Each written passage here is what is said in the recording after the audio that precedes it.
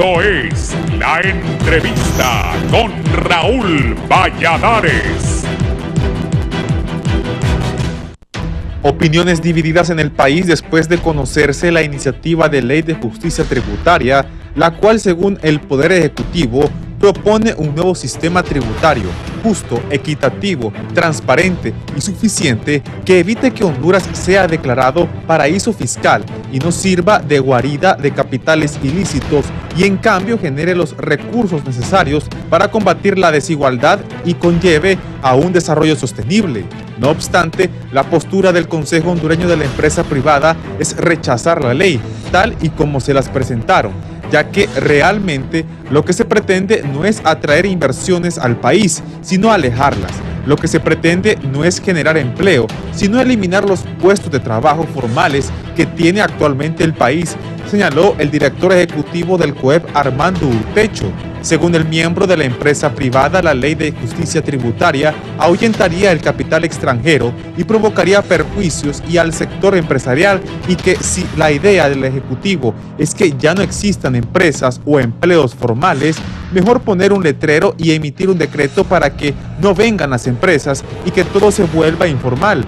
Por su parte, el vicepresidente del Congreso Nacional, Hugo Noé Pino, señala que el pueblo hondureño está conociendo los distintos elementos de la ley de justicia tributaria.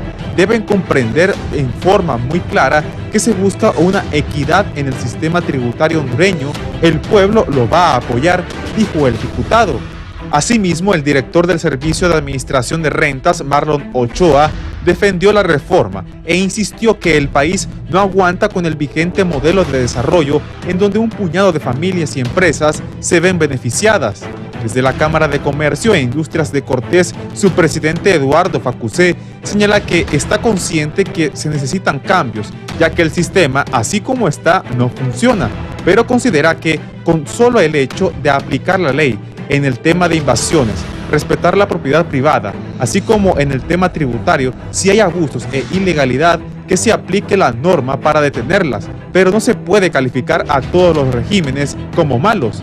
Lastimosamente, lo que han redactado esta ley, creemos fielmente que no va a lograr el objetivo que buscamos todos como país. Esperamos que haya una reflexión y que se incluyan estas consideraciones. Confiamos en la buena voluntad de la presidenta Castro para tomar a todos los sectores en cuenta, dijo Facusé. El economista del Foro Social de la Deuda Externa, Ismael Cepeda, manifiesta que ninguna reforma fiscal es popular, aún encaminándose a la justicia tributaria. Es por ello que los documentos de análisis de impacto deben ser analizados, pero detalla que la reforma en sus páginas solo argumenta que en una década se crearon 14 nuevos impuestos para los pobres, pero no se habla de eliminarlos.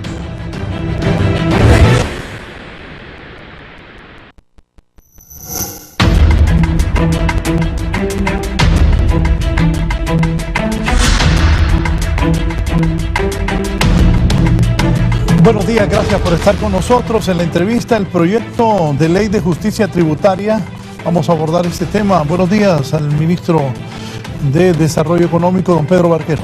Buenos días, Raúl, un gusto saludarte, un gusto saludar al amigo Nelson, un gusto saludarte también y un gusto saludar al pueblo hondureño que siempre está pendiente aquí de la entrevista en Canal 11. Doctor Nelson Ávila, bienvenido. Muchísimas gracias, también es un gusto estar con compañeros que conjuntamente hemos pretendido en la vida contribuir a transformar nuestra nación.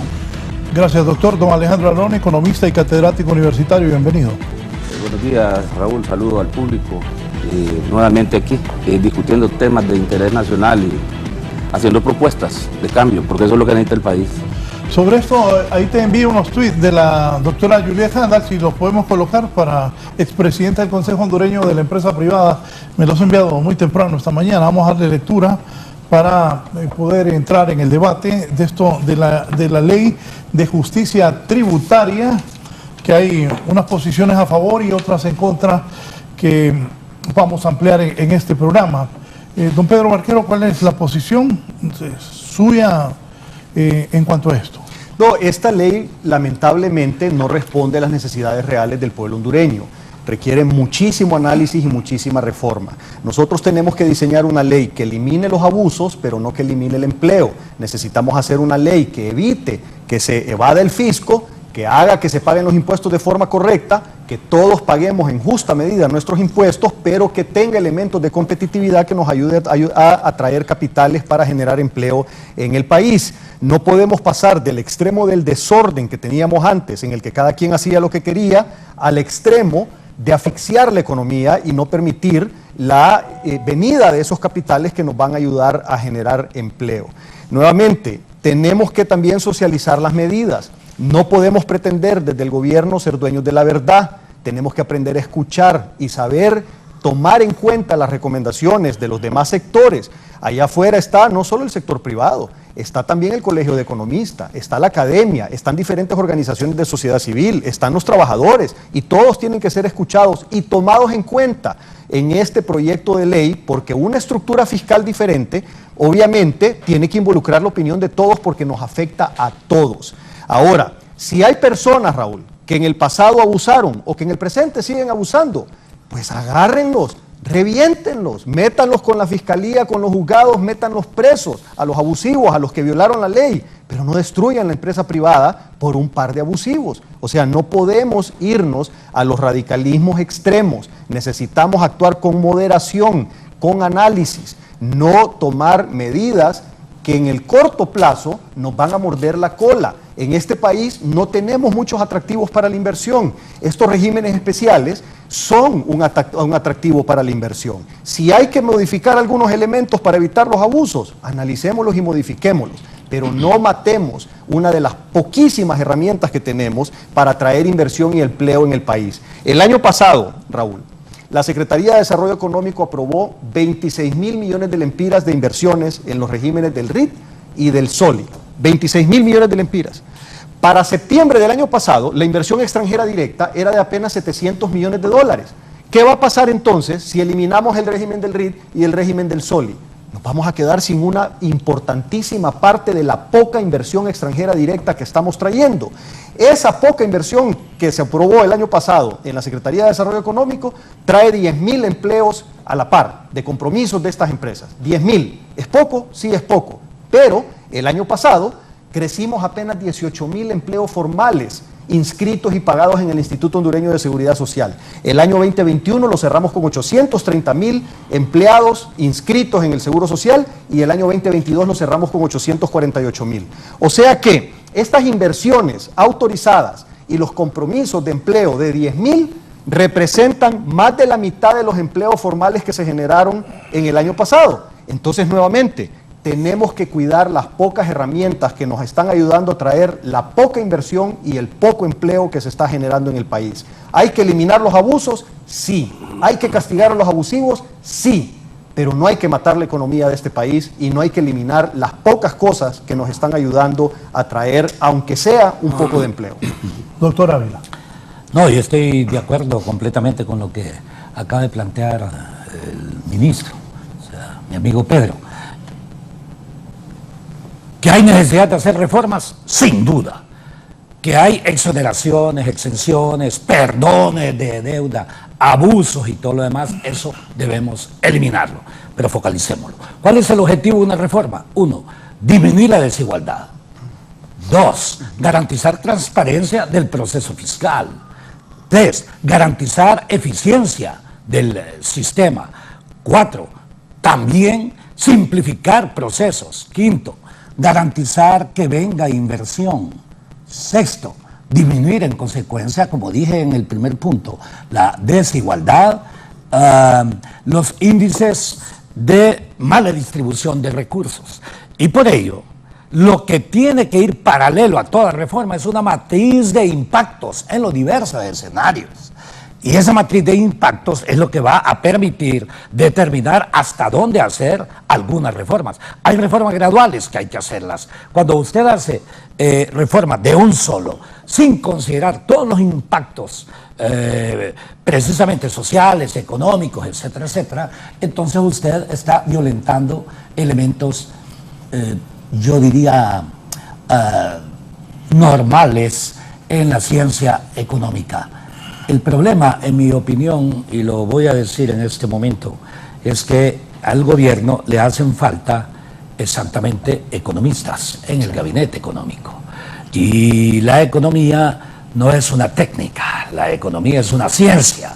Una ciencia, ojo, que contribuye al desarrollo de las naciones. Ese es el verdadero objetivo de la economía. Y yo creo que el enorme problema es que algunos toman siempre a Honduras como un laboratorio y no necesariamente como lo que debe ser. Estamos en un caos y gran parte del caos tiene su origen y solución en el plano económico. Mientras no lo entendamos así, mientras creamos de una u otra forma que todo lo podemos resolver por la vía de la improvisación, entonces simple y sencillamente vamos a cometer errores. Sin duda hay que analizar cada uno de los casos. Hay algunos abusos que se han cometido, son miles de millones, pero tenemos que focalizarlo y aplicar la ley donde corresponda con respecto a ellos. Sí, hemos visto también perdones de deuda que destruyeron instituciones. Uno de los ejemplos clásicos, Banadesa, por ejemplo. Estoy dando un ejemplo concreto, en donde personas con enorme capacidad financiera les perdonaron la deuda, mientras que los pequeños no vivieron precisamente esas condiciones mismas que sí recibieron otros. Conclusión: 1, hay que hacer reformas, sin duda alguna. 2, hay que hacer un análisis de impactos, pero no solamente de esto, lo he dicho yo infinidad de veces también. ¿Cómo es que se atreven a aprobar un presupuesto sin una matriz de impactos, por ejemplo? No es lo mismo que usted gaste 20.000 millones de lempiras en educación a que gaste 30.000 millones de lempiras en educación. Se supone que si gasta 30.000 millones, aumentará la calidad y la cobertura del proceso educativo, ¿no es cierto? Entonces debe tener una matriz de impactos. Lamentablemente las cosas en nuestra nación se hacen a veces no por ignorancia, sino con el objetivo de ocultar cosas. Porque aquí, hablemoslo claro, en nuestra nación, aquí hay algunos grupos con poder económico y con poder político, independientemente de su pertenencia partidaria, porque ellos se distribuyen entre los partidos que tienen poder de decisión para tener todos poder, ¿verdad? Aunque el partido de la persona A no esté en el poder, pero sí tiene poder porque su amigo del partido B también lo tiene. Es en realidad parte del problema que tenemos en nuestra nación y sin duda alguna yo sí creo que hay una serie de elementos que son positivos que se plantean dentro de esta ley, pero eso no justifica de una u otra forma que tomemos decisiones incorrectas que podemos de una u otra forma lamentar. Pero reitero, mientras no exista una matriz de impacto de una propuesta de reforma, entonces debemos evitar nosotros proceder a dar el paso hacia adelante por una sencilla razón, porque tendremos en consecuencia mucho más problemas que soluciones. Dígame, don Alejandro Arone, ¿qué piensa usted de este proyecto de justicia tributaria que tiene enfrentado al gobierno y a la empresa privada? Aquí lo que tenemos es una contrarreforma y tiene nombre y apellido. Nombre y apellido por todas aquellas empresas que beneficiaron de todos esos regímenes fiscales por décadas. El SOLI fue creado en 1976, decreto número 35. Sí. RIT, en el año 1984, decreto número 37. Y otros regímenes de apoyo al turismo igual en los años 80, en los años 90. Entonces la experiencia más terrible que se tuvo fue con el 278, el ministro Barquero sé que lo conoce, el decreto 278-2003. Un paquetazo, porque una reforma tributaria es un paquetazo. Y los paquetazos golpearon a este país y eso es lo que nos mantiene en esas grandes disparidades sociales, en esa gran desigualdad en la distribución del ingreso, sí, en esa concentración, en ese sesgo en la concentración de la industria en una zona particular del país, donde se cometieron abusos, donde grupos económicos ya conocidos de familias de origen extranjero aprovecharon de esos regímenes fiscales y los cuales iban dirigidos para promover la inversión extranjera y empezaron a participar muchos hondureños o muchas familias de capital de origen extranjero, que no quiero mencionar a ningún grupo en particular para no entrar en conflicto, porque tenemos una posición desde la academia, entonces hay que ser científico y como dice don Nelson, en economía tratamos de trabajar con el dato duro y verlo todo de un enfoque científico. Y lo que hablaba don Nelson, la medición de los impactos de escenarios de tensión. Así es. Esas matrices son importantes. Entonces hay un antecedente bastante feo con el 278 2013, que era un decreto que francamente promovió más bien la regresividad y protegió a los regímenes fiscales que yo acabo de mencionar y que eran los que prevalecían, pero que en realidad promovieron el desarrollo de la maquila y de toda esta industria que está allá en la zona de Choloma, en Puerto Cortés, y que sabemos que ha generado más de 180.000 empleos, más el efecto multiplicador que genera en toda la región del norte. Y gracias a ese sector que se desarrolló, la mitad de las divisas provienen de ese sector, y por lo tanto la estabilidad cambiaria y todo el engranaje de todo lo que es la parte del sector externo y la estabilidad macroeconómica de alguna manera depende de este sector que se privilegió con estos regímenes, pero vienen los abusos. Entonces el tema ideológico, el sentimentalismo, la emoción me parece que está prevaleciendo en un momento que creo que en vez de aprovechar, creo que lo que está causando es contradicción, es lo que está causando poner en riesgo modelos de desarrollo que no implica que son los modelos que iban a crear las condiciones necesarias para exterminar la pobreza. No, usted lo sabe muy bien, el modelo de la maquila está muy bien dirigido, mano de obra barata, combinado con regímenes fiscales especiales, no pago de impuestos locales, no pago de impuestos al Estado, impuestos sobre la renta y otros beneficios y otras obligaciones tributarias, pero iban dirigidos exclusivamente a eso. Entonces vienen el mal uso de los mismos regímenes y todavía se intensificó en los últimos 8 años durante el gobierno de Juan Orlando Hernández. Entonces yo creo que aquí hay que poner de lado un poco, no irnos a los extremos, y tenemos que cuidar lo que tenemos en cuanto a capital extranjero. Y una crítica que yo siempre he hecho, y yo creo que ahí es donde hemos fallado y reincidido, es que la inversión extranjera, ese seguimiento que le damos a ese dato de 700, 800 millones anuales, que muchas veces baja a 300, 400, 500, llega a 1.200, 1.300, eso es la reinversión de utilidad, ya lo hemos dicho en varios foros y todo el mundo lo ha repetido, pero eso es un índice de confianza. Cuando esa inversión extranjera sube, significa que ese sector está funcionando bien. Dios quiera que con esta reforma al final del año nosotros podemos ver los resultados, el impacto, porque mire, es un índice de confianza. Así es. No son nuevas inversiones, nuevo capital el que viene. Si ese indicador se nos cae al final del año, es una consecuencia directa de esta contrarreforma tributaria. Y como le digo, el 278-2013 fue nefasto porque fue que incrementó el impuesto sobre ventas, del 12 al 15 y el otro al 18%. Entonces, aquí le faltó, pues en esta contrarreforma, si querían hacerlo más progresivo el sistema tributario, pues le faltó haber bajado el impuesto sobre ventas. Sí. Y créanme que hubiera sido un mensaje muy bueno.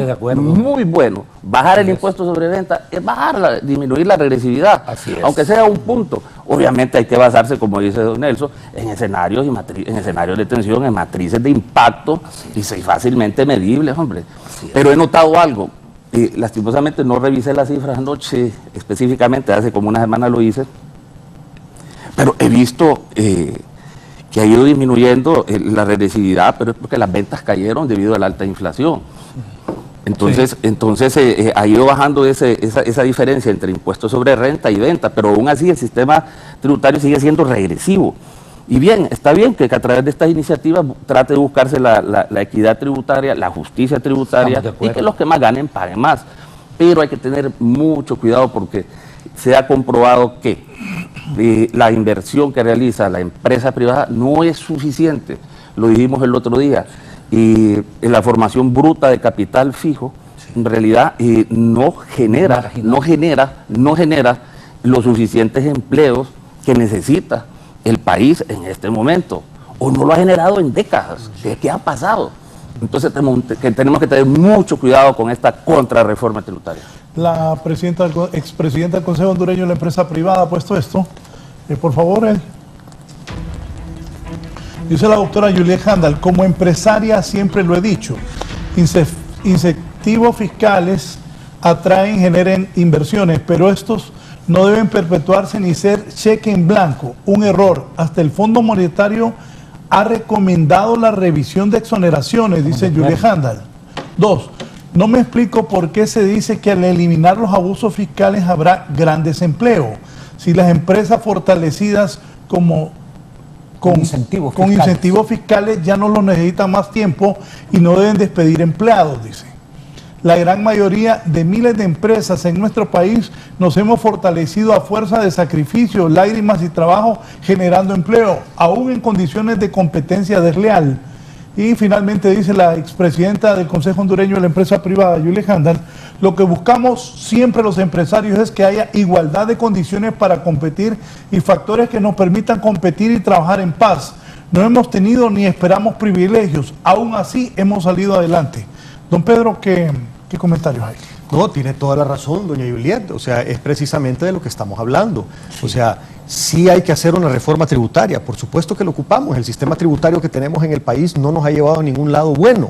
Pero este planteamiento que se ha hecho por parte del SAR no es tampoco el camino correcto. Simple y sencillamente no lo es. Necesitamos hacer una revisión, necesitamos conformar un grupo de economistas, especialistas en la materia, que nos ayuden a diseñar un proyecto de ley que realmente le haga sentido al país, que nos ayude a eliminar los abusos, pero que no mate la competitividad, que castigue a los abusivos, pero que premie a las personas que hacen las cosas bien, que son la mayoría. Por unos pocos no podemos castigarlos a todos. Es necesario que se implemente un verdadero sistema de justicia en el país y no no sé cómo llamarlo, pero una especie como de ola genérica de ataque en contra de la empresa privada. O sea, yo estoy de acuerdo, si estas personas creen que hay que castigar a los abusivos, yo estoy de acuerdo también, yo creo eso también. Tiene que haber una consecuencia a las personas que se han portado mal, pero no estoy de acuerdo es que nos llevemos en la red a la gran mayoría de las empresas y los empresarios que sí han respetado la ley, que sí juegan limpio y que sí le apuestan al país. Nosotros no podemos decirle a los empresarios buenos, los empresarios correctos, que los vamos a castigar solo porque una minoría han abusado. Castiguemos a los abusivos, no a la gran mayoría del empresariado nacional. Y lo otro es que no podemos desconocer, Honduras no es el único destino de inversión en el mundo. Somos una de las últimas opciones en los inversionistas. Y nosotros recibimos apenas a septiembre del año pasado 700 millones de dólares. México a septiembre del año pasado había recibido 32.500 millones de dólares. 32.500 millones de dólares. Si nosotros aquí hacemos una reforma tributaria que elimine los abusos, pero que nos dé los atractivos que necesitamos para vía tributaria compensar las deficiencias que tenemos en lo demás, porque aquí nosotros no tenemos un Estado de Derecho sólido y va a tomar años reconstruirlo. Aquí no tenemos costo de energía barata, aquí el kilowatt hora cuesta más de 20 centavos y aquí nomasito a la par en Guatemala cuesta 11. O sea, aquí cuesta casi, mejor dicho, el doble de lo que cuesta en Guatemala. Los costos logísticos en Honduras son más caros que en los países vecinos. Entonces, ¿con qué vamos a competir?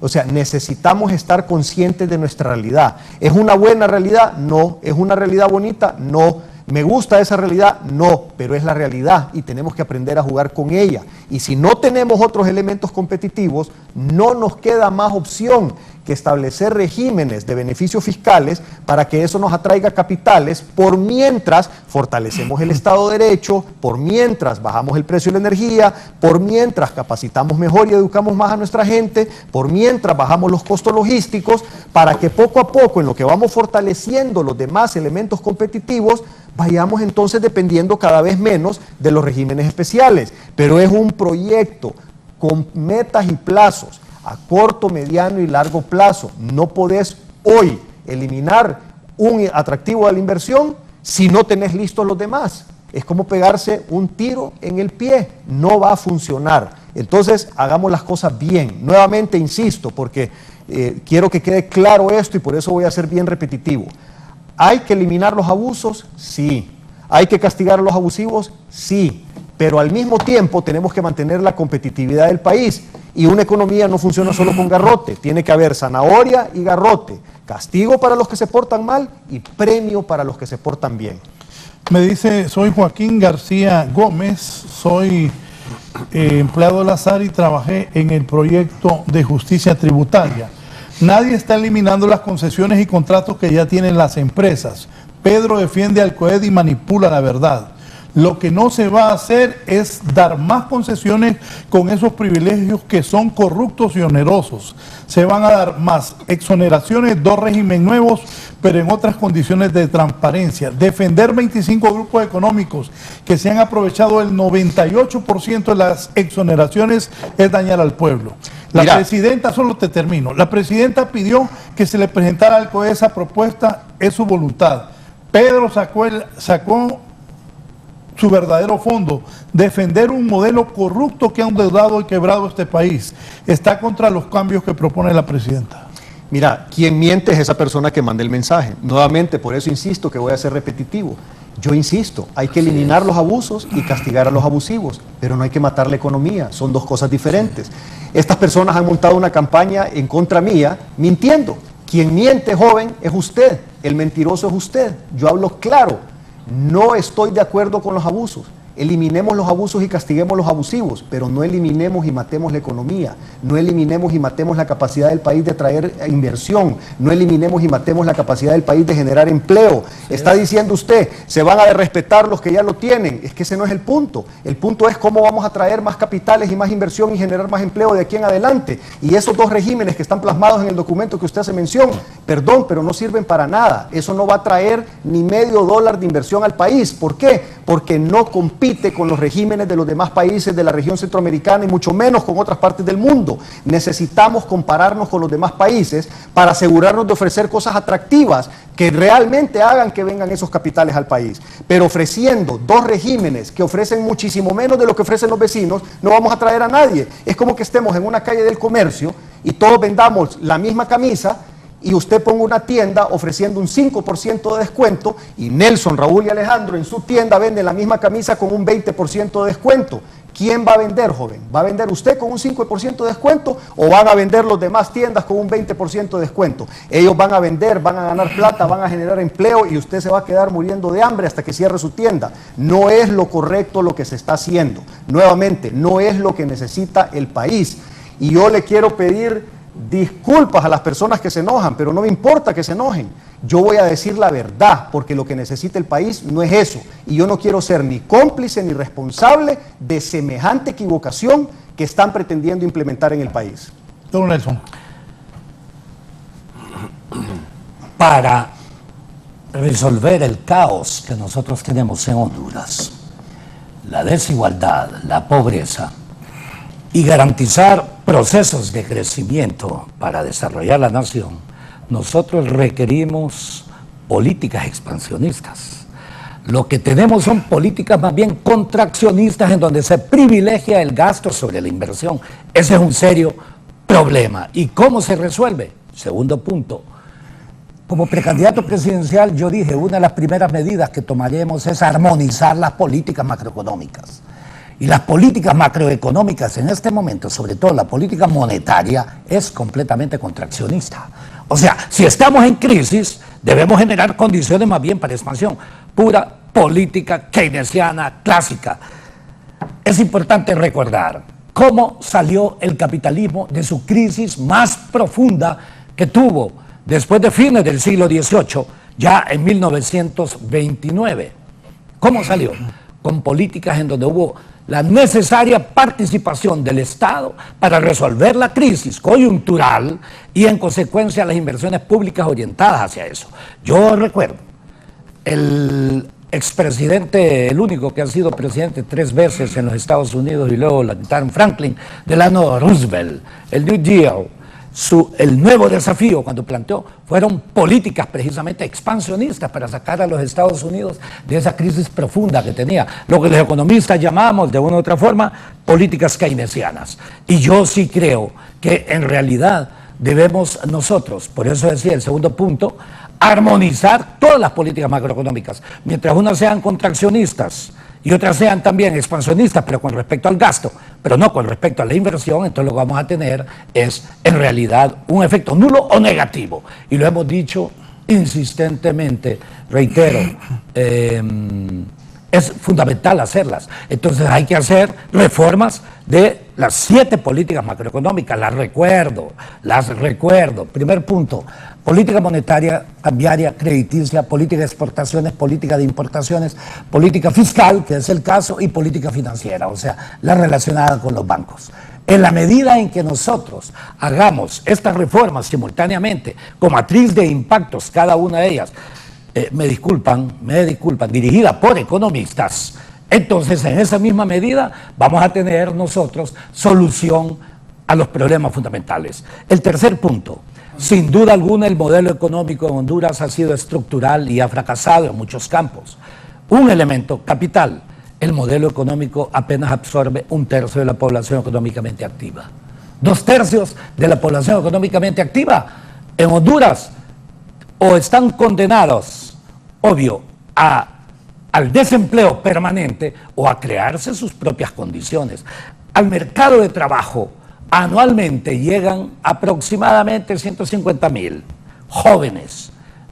Y de esos 150,000, el mercado formal de la economía apenas puede absorber 50,000. Hay 100,000 nuevos jóvenes condenados al desempleo, a la pobreza o crear condiciones. Por eso les he hablado cómo podemos generar autoempleo, pero que yo sí creo, estoy en contra de políticas tipo, ¿cómo se llama? Esas dádivas que más bien destruyen a la institucionalidad y los hace dependientes. A algunos politicoides les interesa regalar cosas, me explico, pero no crear las condiciones para, por ejemplo, el emprendedurismo mismo.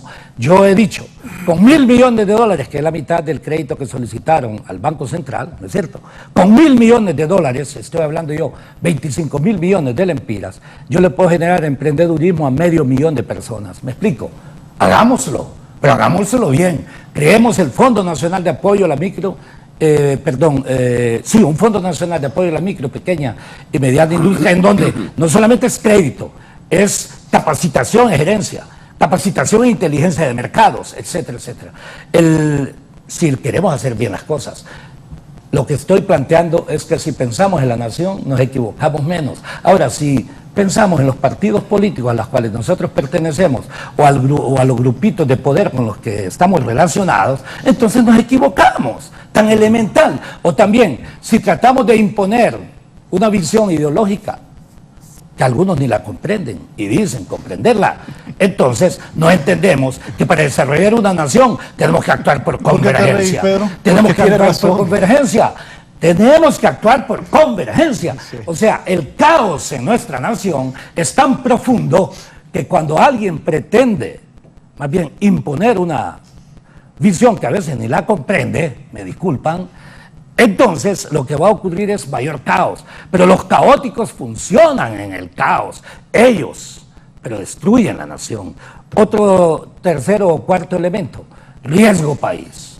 Cuando nosotros tomamos decisiones de esta naturaleza, sin considerar todos los impactos, aumenta el riesgo país.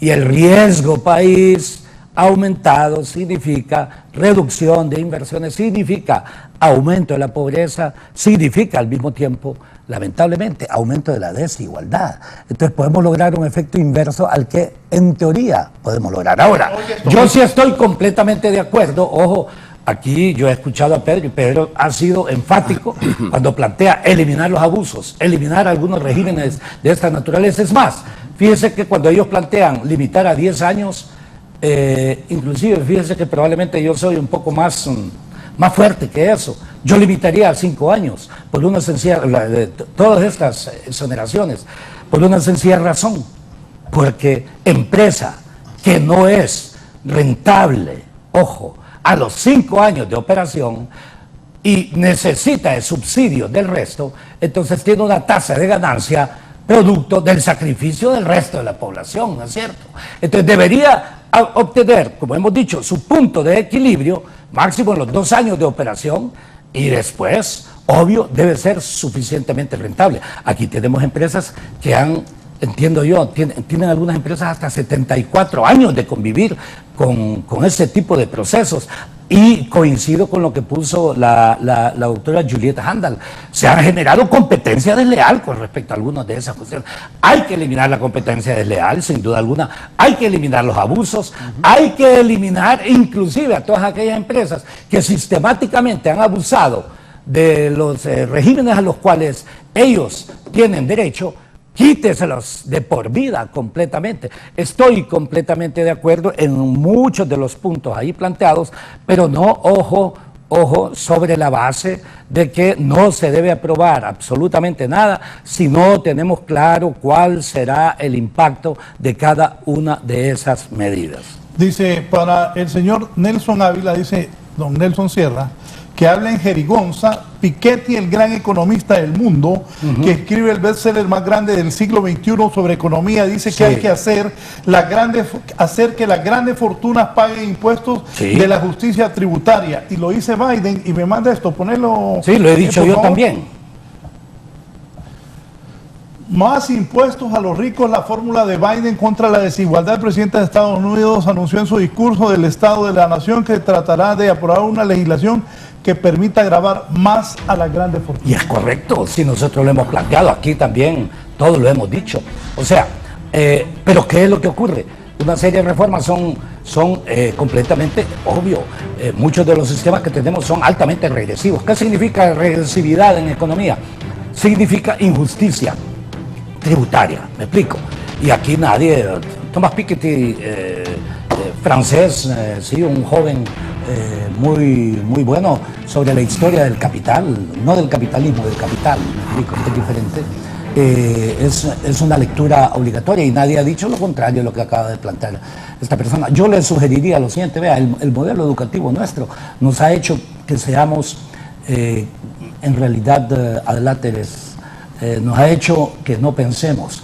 El modelo educativo nuestro parece que está orientado a no reflexionar, a no pensar. Yo sí, hay un libro de Walter Graziano, argentino de ascendencia italiana, que escribió un libro provocativo en su título para decir cómo se manipula a la gente. Se llama La guerra la ganó Hitler. Todos sabemos que no la ganó, ¿no es cierto? Lamentablemente, recordando ese tipo de acciones que se dieron, en donde murieron casi 50 millones de seres humanos. Pero cuando él plantea eso, es porque le hace una pregunta al famoso ministro de prensa y propaganda de Adolfo Hitler, ¿verdad? Sí, y entonces Goebbels. Y entonces viene y a Goebbels le pregunta, ¿cómo es el sistema educativo alemán? Estoy hablando de fines de los 30 y dice, el sistema educativo alemán está hecho para que el 99% de los alemanes sean siervos y el 1% sea líder. Entonces hay necesidad de pensar con liderazgo. Por ello, cuando pensamos con liderazgo, no hay que pretender decir que una persona dijo algo si en realidad ha dicho lo contrario, ¿me explico? Entonces sustentemos bien las posiciones. Conclusión, estamos en una circunstancia muy difícil en Honduras. Aquí hay inestabilidad permanente, ¿no es cierto? Inestabilidad institucional, inestabilidad política, inestabilidad económica, inestabilidad social. Y cuando le agregamos mayor inestabilidad, podemos generar un punto de quiebre. Y esos puntos de quiebre ya se demostró el 2009 que más bien nos generan atrasos civilizatorios.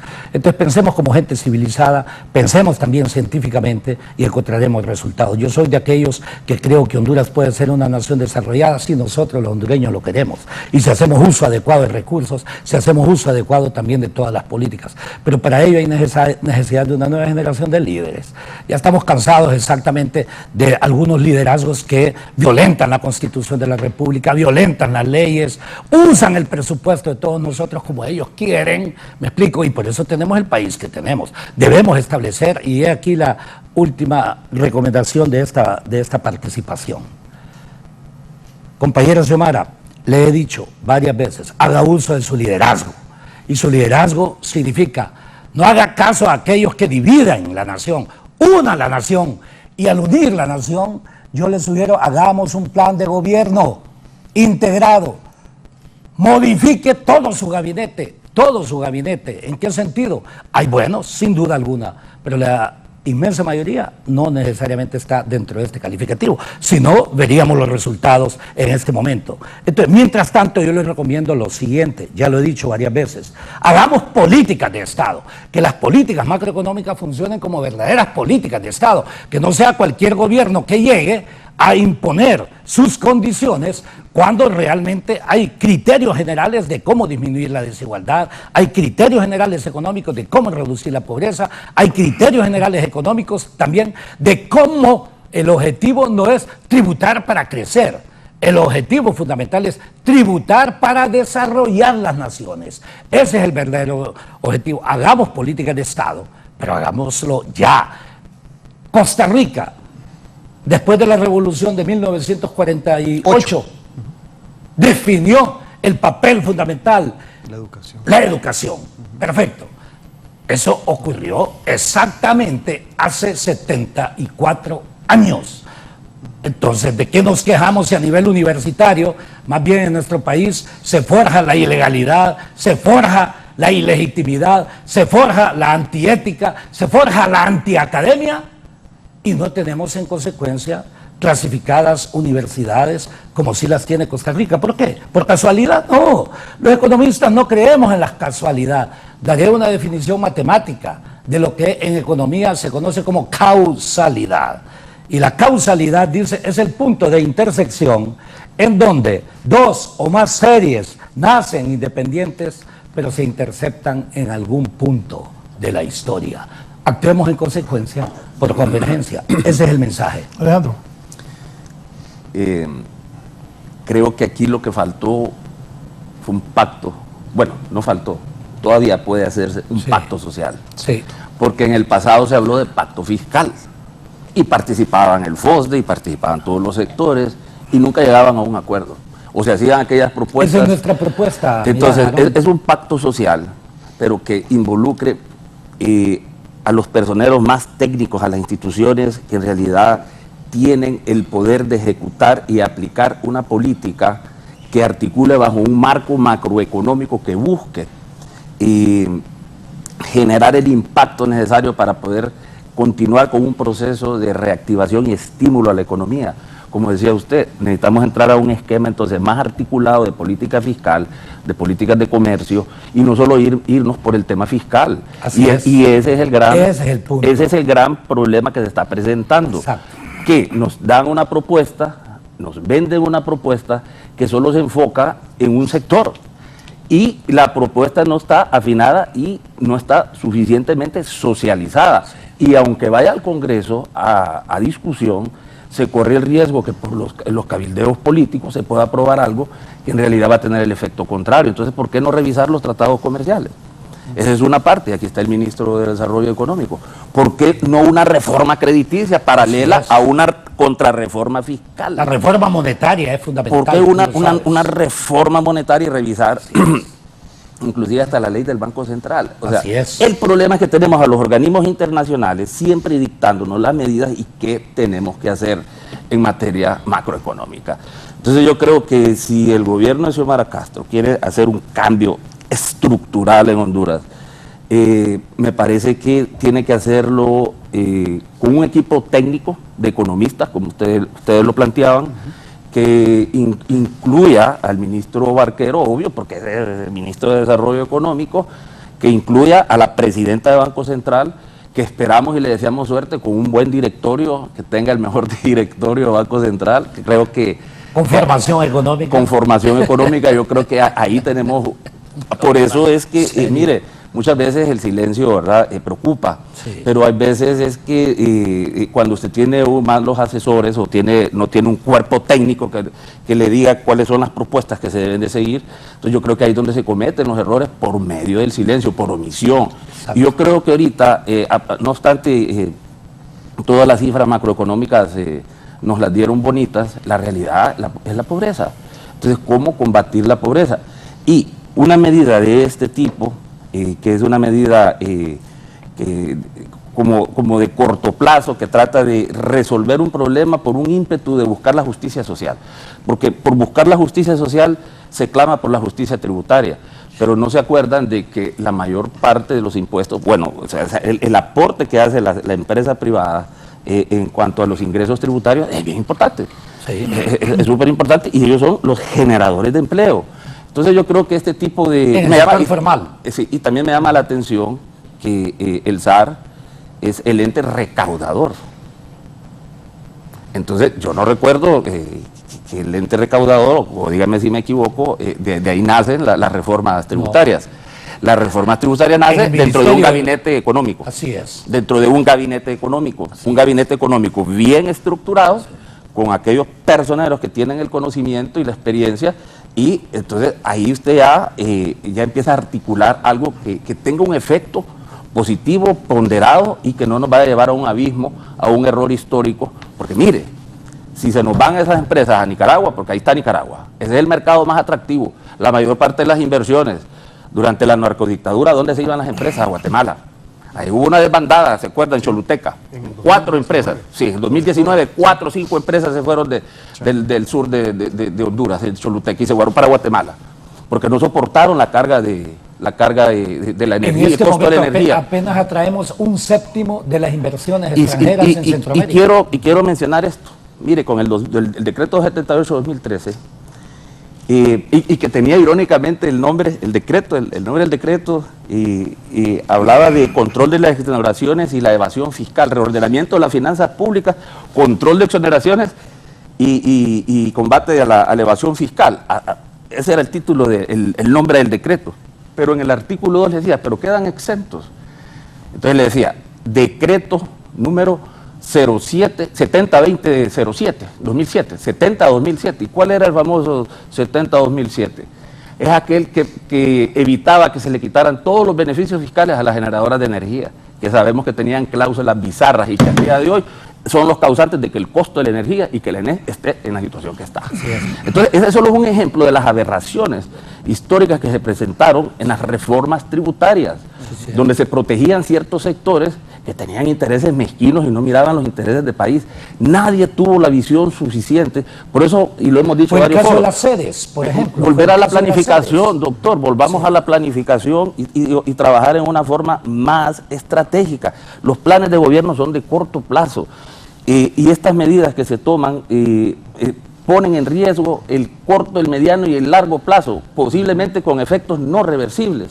Ahora, no estamos diciendo que no estamos de acuerdo con una contrarreforma fiscal, tiene elementos buenos la propuesta, estamos totalmente apoyando al gobierno de Xiomara Castro al 100%, eso tiene que quedar claro. Para que sea exitoso para la nación. Que sea exitoso para la nación, sepamos hacer las cosas, estamos a tiempo. Estamos a tiempo. Si no les gustan los conceptos que se usaron en el pasado como pacto fiscal, pues pongámosle pacto social o pongámosle acuerdo nacional, como quieran, y nos sentamos y dejamos de estar acusándonos y escuchar. Siempre por naturaleza humana van a haber intereses, unos van a jalar agua para su molino, otros para su otro lado. Por eso son los pactos y los consensos. Entonces yo creo que por ahí debe ir la discusión para evitar cometer un error histórico. Sí. Cometer un error histórico.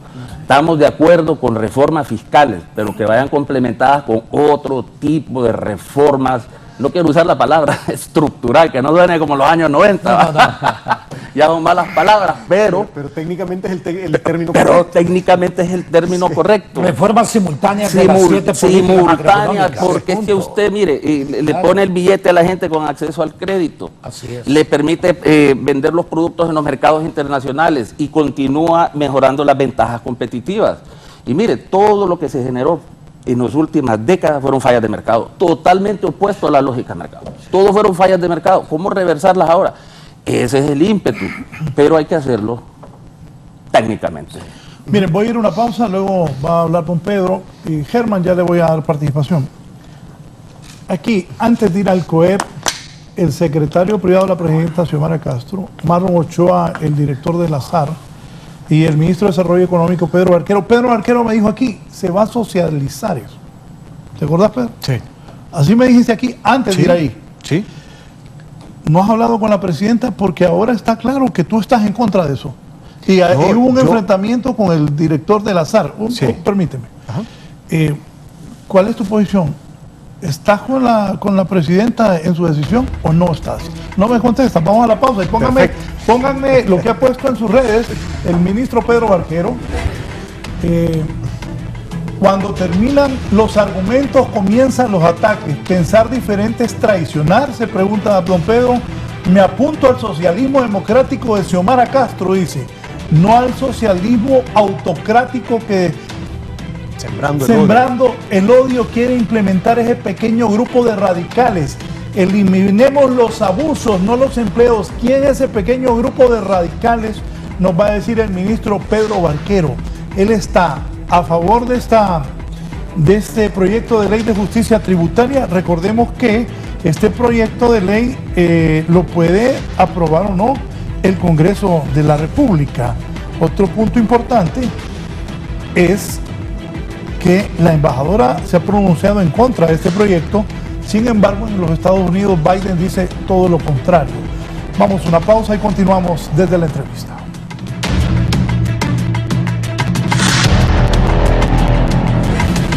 Ya volvemos con más de la entrevista con Raúl Valladares. Continuamos con más de la entrevista con Raúl Valladares. El gobierno colombiano instalará una mesa de diálogo con el autodenominado Estado Mayor Central, una de las principales facciones disidentes de las extintas Fuerzas Armadas Revolucionarias de Colombia, FARC. Comienza un segundo proceso de paz, anunció el presidente Gustavo Petro desde su cuenta de Twitter, aludiendo a que el primer diálogo de paz se reactivó en noviembre pasado con la guerrilla Ejército de Liberación Nacional. A solicitud del gobierno, la Fiscalía avaló la suspensión de las órdenes de captura de 19 integrantes de esa disidencia de la FARC para que adelanten los acercamientos con el gobierno. El fiscal general Francisco Barbosa detalló a la prensa que ninguna de las personas a las que les fue avalada tiene órdenes de captura con fines de extradición. El Estado Mayor Central es un grupo armado que no se acogió al histórico acuerdo de paz que firmó en 2016 el Estado con la FARC, la que fuera la guerrilla más antigua de América Latina. Este ha sido un informe para la entrevista.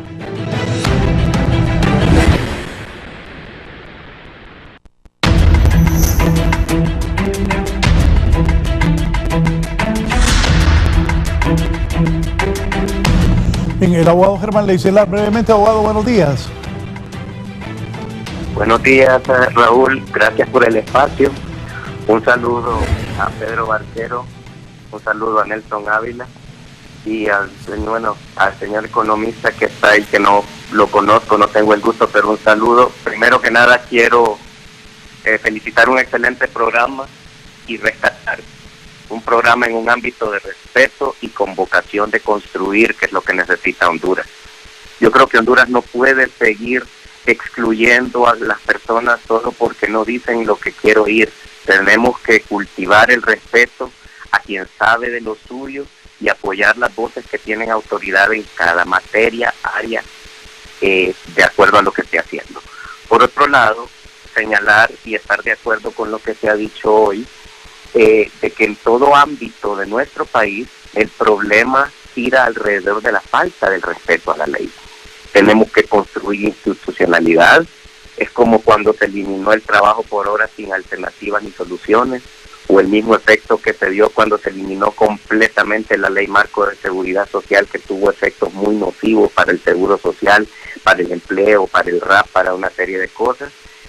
Y totalmente de acuerdo, todas estas situaciones de estos regímenes que generan competencia desleal porque generan ventajas, desigualdad en el trato, porque hay algunos pocos, como bien lo señaló Pedro, que utilizan estos regímenes para tener ventaja y para tener una desigualdad en el trato.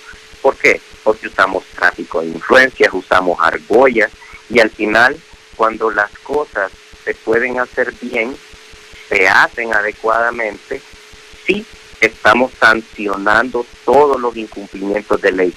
institucionalidad y juridicidad respetada es fundamental para que podamos desarrollar. Por otro lado, y con esto quiero terminar, creo que está bien que mencionemos lo que Biden está haciendo en Estados Unidos, pero no somos Estados Unidos. El otro día se hablaba de una reforma donde vamos a dar 18 semanas de pre y postnatal, que está fabuloso, como decía yo en ese programa. Podemos dar 1 año, ojalá pudiéramos dar 2, pero Honduras no tiene la capacidad para dar determinadas cosas como lo hacen en otros países. En otras palabras, lo que tengo que decir para cerrar y luego de felicitarlos nuevamente es que tenemos que encontrar nuestra propia ruta, pero tenemos que partir de valorar nuestra realidad objetivamente y a partir de esta hacerlo bien, corrigiendo todo lo malo que se haya hecho, rescatando lo poco bueno que haya y realzándolo para un desarrollo general, y al final recordarle a todo mundo que todo hondureño bien nacido debe decir presente a hacerlo bien en el lugar que esté, abogados, barrenderos, arquitectos, economía. Todos tenemos que dar nuestro granito de arena para construir el país que necesitamos y, nuevamente, más allá de ideologías, partidos y lo demás, nadie en Honduras puede desear que ningún gobierno fracase, porque cualquier fracaso gubernamental es un fracaso de Honduras, y creo que eso es lo que tenemos que construir hacia la ciudadanía. Gracias por el espacio y felicidades a los tres. Bien, gracias al abogado Germán Leicelar. Pedro, la presidenta, y tú mismo lo dijiste aquí, había dicho socializar este proyecto de ley de justicia tributaria, pero ahora se considera que tú estás en contra de lo que la presidenta quiere. ¿Así es? Yo estoy en contra de ese proyecto de decreto y te voy a decir algo. Yo estoy... Pero eso es lo que ella quiere. ¿El qué? Ese proyecto. Ese proyecto es un error. Mira, yo quiero apoyar a la presidenta que tome buenas decisiones, pero no puedo acompañar un proyecto que no es una buena decisión. Entonces yo lo que quiero es ayudar a la presidenta, así como hay muchas personas que quieren ayudar a la presidenta, porque todos queremos que la presidenta tenga éxito, pero yo no soy un borrego que va a agachar la cabeza y va a decir que sí a todo. O sea, yo necesito levantar la voz y decir cuando algo no está bien, porque no puedo permitir que arrastren a la presidenta a cometer un error. Así es que todo ese grupo de personas que están alrededor de ella, que la quieren arrastrar a un error, yo tengo la responsabilidad y el deber, ministro, de levantar la voz y decir es un error. Deme nombres. Por ejemplo, mira, yo te voy a decir una cuestión. Yo no quiero que esto se vuelva en una cuestión de ataque personal. Sí. No quiero que sea eso. Sí. Yo lo que quiero es que debatamos ideas. Entonces aquí el punto no es quiénes son esos radicales, ¿qué? Porque entonces la discusión se va a volver personal. Sí. Debatamos las ideas. Sí. O sea, esas ideas que están en el documento son ideas que están equivocadas y están induciendo a la presidenta a que cometa un error. Sí, sí es correcto. Y yo espero que la presidenta no cometa ese error y espero que nos escuche, no solo a mí. Yo te voy a decir una cuestión, si no me quieren escuchar a mí, no me escuchen. Aquí hay otros 2 economistas, hay un colegio de economistas, hay una academia, está el sector privado, hay un montón de organizaciones que pueden escuchar. Yo puedo ayudar a la presidenta desde adentro, desde afuera del gobierno, no importa, desde donde sea. Yo quiero ayudar y quiero colaborar. Yo no necesito estar dentro del gobierno para colaborar. Yo puedo colaborar de adentro, de afuera. ¿Te vas a ir del pero gobierno? El punto es que ese no es el punto, nuevamente. No, el punto es permíteme. cuáles son... No, pero si sos ministro y, ¿sí? Y puede ser que si ellos no están de acuerdo contigo, tendrías que irte del gobierno. No necesariamente, no. O sea, si ellos quieren que me vaya, yo me voy, o sea, yo no tengo ningún problema. Pero yo igual, mi punto es, Raúl, que esté adentro o afuera del gobierno, yo voy a decir lo mismo. O sea, yo por estar dentro del gobierno no me voy a callar, o por estar afuera del gobierno no voy a cambiar mi opinión. Dentro o fuera del gobierno yo quiero apoyar a la presidenta. Dentro o fuera del gobierno yo voy a decir lo mismo. Dentro o fuera del gobierno yo voy a aplaudir las cosas buenas y voy a levantar la voz para tratar de evitar que se tomen malas decisiones. Entonces ese es el punto. Aquí no es de personalizar, no es de atacar a personas. A mí no me interesa atacar a nadie y me vale que me ataquen. Eso a mí no me afecta en lo más mínimo. Yo lo que quiero es que debatamos de manera profesional y técnica las ideas y que diseñemos las políticas públicas en función del bien común, de lo que más le conviene al país. Y nuevamente repito e insisto, ¿hay que eliminar los abusos? Sí. ¿Hay que castigar a los abusivos? Sí. ¿Hay que eliminar la iniciativa privada? No, eso es un gran error. No podemos llevar en la red a todo el mundo y calificarlo por igual, y porque un pequeño porcentaje de personas se portan mal, no podemos castigar a todo un país. Completamente de acuerdo. Solo Pedro, el libro está diciendo que el COEP te metió al gobierno, que has traicionado a la presidenta Xiomara Castro. ¿Vas a renunciar o vas a esperar que te digan que te vayas? ¿O qué crees que va a pasar? Mira, yo te voy a decir una cuestión. A mí el COEP no me puso en el gobierno. De hecho, con el COEP yo no tenía buena relación antes. O sea, en tiempos de Juan Orlando, yo no tenía buena relación con el COEP. En tiempos de campaña, tampoco tenía buena relación con el COEP. O sea, ¿cómo se les ocurre decir que el COEP me puso en el gobierno? A mí quien me metió en el gobierno fue la presidenta. Ella me nombró a mí como ministro. Y te voy a decir una cuestión, ella me puede remover cuando quiera, porque así como yo, todos los ministros somos de libre remoción. Simple y sencillamente la presidenta decide cuándo nos contrata y cuándo nos despide. Pero te repito nuevamente, Raúl, y aquí lo digo de frente a la cámara, yo no soy un borrego que va a agachar la cabeza y va a decir que sí a todo.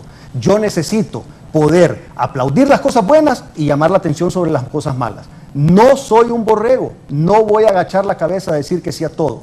Y esto lo deberían de valorar para evitar que tomen malas decisiones, para que hagan un buen gobierno y que salga la presidenta como la mejor presidenta de la historia. ¿Por qué? No porque escuchó a Pedro Barquero, porque escuchó a todo el mundo y porque se dejó asesorar por los técnicos que saben de los temas y que realmente le pueden ayudar a diseñar mejores políticas públicas. Cuando te dice Marlon Ochoa que has traicionado y que estás en contra de la presidenta. Nuevamente repito, yo no estoy en contra de la presidenta. Nuevamente repito, esto no hay que personalizarlo. Esto es una cuestión de tengamos la altura de debatir las ideas. No es cuestión de que estoy a favor o en contra de alguien. Yo estoy a favor de la presidenta, pero estoy en contra de ese proyecto. Son dos cosas diferentes. No podemos ser tan radicales y tan sesgados de estar pensando que solo porque alguien piensa diferente a mí es mi enemigo. El país no necesita eso, el país no necesita el odio, el país no necesita la división, el país no necesita la polarización, el país necesita liderazgos que sepan unirnos a todos los hondureños independientemente de que pensemos diferentes. El país necesita tolerancia desde el gobierno, que nos sepan escuchar a todos los hondureños independientemente de que pensemos igual o diferente, que todas nuestras opiniones sean escuchadas, tomadas en cuenta y plasmadas, si son buenas para el país, en los documentos que representan las políticas públicas. Eso es lo que necesita el país y eso es lo que deberíamos de estar haciendo todos los funcionarios públicos, desde la silla que nos toca sentarnos. Y otra cuestión, esas sillas son temporales y el tiempo pasa así, en lo que menos acordemos vamos a estar en la calle. ¿Y cómo vamos a caminar en la calle? ¿Qué le vamos a contestar al pueblo cuando nos diga o nos reclame que qué fue lo que hicimos?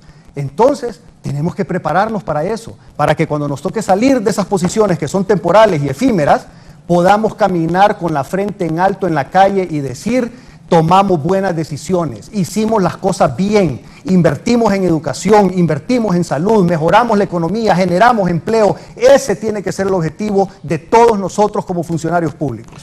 ¿Qué va a pasar si el proyecto sigue adelante? ¿Tu opinión no es tomada en cuenta? ¿Vas a renunciar o crees que te van a pedir que te retires? No sé. Eso es algo que hay que ir viendo día a día. Yo te digo una cuestión. ¿No vas a renunciar?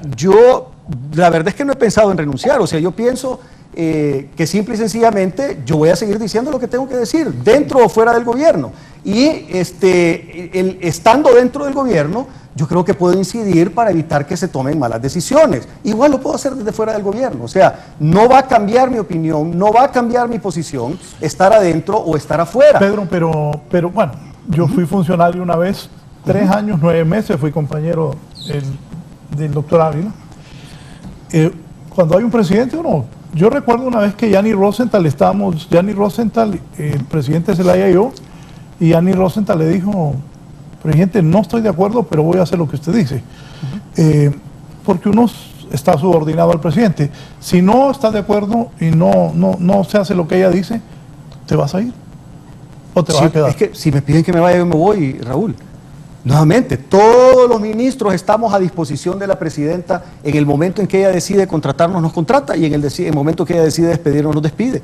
Simple. O sea, yo no tengo ningún problema. Si quieren, mira, yo le ofrezco mi apoyo a la presidenta, dentro o fuera del gobierno.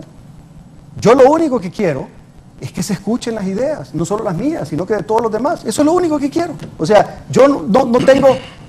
Raúl, a mí te lo digo sinceramente y te lo digo con humildad, no quiero sonar prepotente. Yo no me muero por ser funcionario público. Sí tengo deseos de apoyar, pero yo puedo apoyar desde adentro, desde fuera. Y nuevamente te repito, yo no soy un borrego. O sea, yo no voy a agachar la cabeza para decir que sí a todo. O sea, nunca lo he sido y no lo voy a hacer. No es parte de mi naturaleza. Y yo no puedo hacer... ¿Hay división entre ustedes en el gabinete económico? Tenemos puntos de vista diferentes, pero eso no quiere decir división. Es que nuevamente, mira, no partamos de la base... No, pero es que yo no me estoy inventando nada. De hecho, se ve una división. Por supuesto, y te lo estoy aceptando, pero esto no tiene que ser motivo de pleito.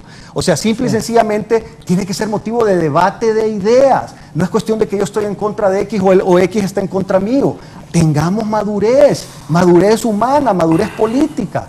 Tengamos la capacidad de sentarnos a debatir las ideas, a escucharnos y a tolerarnos independientemente de que pensemos diferentes. Eso es democracia, Raúl. A eso me apunté yo. Yo me apunté al socialismo democrático del cual habla la presidenta, no al socialismo autocrático en el cual es prohibido pensar diferente, en el cual te tildan de traidor si pensas diferente. A eso no me apunté yo y eso no es lo que quiere el pueblo hondureño. Recapacitemos, cambiemos la actitud, asegurémonos de hacer las cosas bien por el bien del pueblo hondureño. Al final de cuentas, repito, estas posiciones son efímeras. En un abrir y cerrar de ojos ya no vamos a estar ahí y probablemente yo más rápido que todos los demás. Pero ese no es el punto. El punto es que mientras estemos ahí, sea un día, un año o un mes, hagamos las cosas bien. Tomemos en cuenta las diferentes opiniones y construyamos las políticas públicas tomando en cuenta los diferentes puntos de vista. No nos ceguemos solo a nuestro propio punto de vista, porque eso nos hace cometer errores. Según don Jorge Sierra de Libre, nosotros en Libre estamos combatiendo la corrupción del sector privado. ¿Está bien? Pero según nosotros, Pedro está defendiendo la corrupción del sector privado. Está totalmente equivocado. Mira, Raúl, a mí nadie me puede decir eso. Yo pasé los últimos años de mi vida levantando la voz fuertemente en contra de la corrupción y el narcotráfico. Yo soy de las pocas personas que salí en cámaras a nivel nacional, aquí en Canal 11 y en todos los foros, diciendo que el gobierno anterior estaba manejado por corruptos y narcotraficantes. Entonces a mí no me vengan a decir de que ustedes pelean contra la corrupción y yo no. No me pueden tildar de eso. Todo el mundo sabe eso. ¿Cómo está manejado este gobierno? ¿Cómo que cómo está manejado? Sí, ¿cómo está manejado? Como todo gobierno, hay una presidenta, hay 3 poderes del Estado y hay diferentes fuerzas internas y externas que quieren influir en la toma de decisiones. Así funcionan los gobiernos. ¿En qué lado estás, pues? Del lado de hacer las cosas bien y apoyar a la presidenta a que tome buenas decisiones. No puedo apoyar medidas equivocadas que van a hacer que la presidenta cometa errores que nos van a llevar al lugar equivocado. No puedo hacer eso, así de sencillo. Doctor Ávila. Primer punto, vivimos una república y la república está integrada por ciudadanos iguales. No súbditos. Es el concepto, así es, no súbditos. Exacto. Los súbditos y los cortesanos existen en las monarquías. Y también los súbditos existen lamentablemente en las dictaduras. Me explico. Le solicité en 2 oportunidades que he sido precandidato presidencial y espero que la tercera sea ya la vencida, al coordinador de mi partido, a Mel Zelaya, que generáramos un debate de los candidatos presidenciales. Debate de ideas, es lo que dice Pedro, debate de ideas. Si alguien se lanza a la presidencia de la República, primero debe haber demostrado en toda su vida que ha sido coherente, que ha estado luchando por esta nación, no de la noche a la mañana, que yo unjo a alguien, le pongo mi sombrero para ungir a alguien y después sale del mismo partido, o pongo a alguien solamente porque sea familiar mío. Eso es incorrecto, lo estoy diciendo claramente. Pero violenta la Constitución de la República, porque la Constitución dice todo aquel que promueva la modificación de los artículos pétreos es traidor a la patria. Me disculpan, así lo dice la Constitución. ¿Les enoja lo que digo? No lo hagan, tan elemental. Promovamos entonces un verdadero debate de ideas.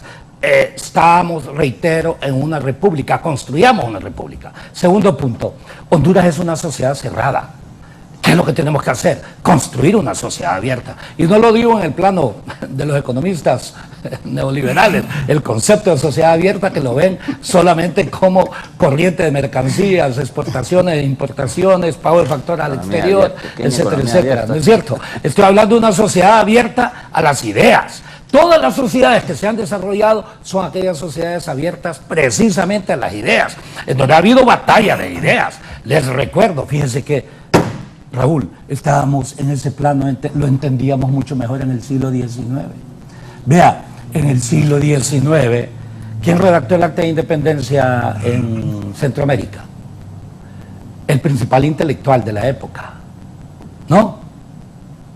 Bueno, Valle era el principal intelectual. ¿Quién redactó el Acta de Independencia de los Estados Unidos en el siglo XVIII? Intelectuales. Benjamin Franklin entre ellos, ¿no es cierto? ¿Quién en realidad promulgó lo que algo? Yo voy a aprovechar esto. Lean, por favor, el Manifiesto de Cartagena de 1812, lean también la Carta de Jamaica, 1816, y lean el Discurso de Angostura de 1819, pero también lean el manifiesto. Los tres primeros fue Simón Bolívar.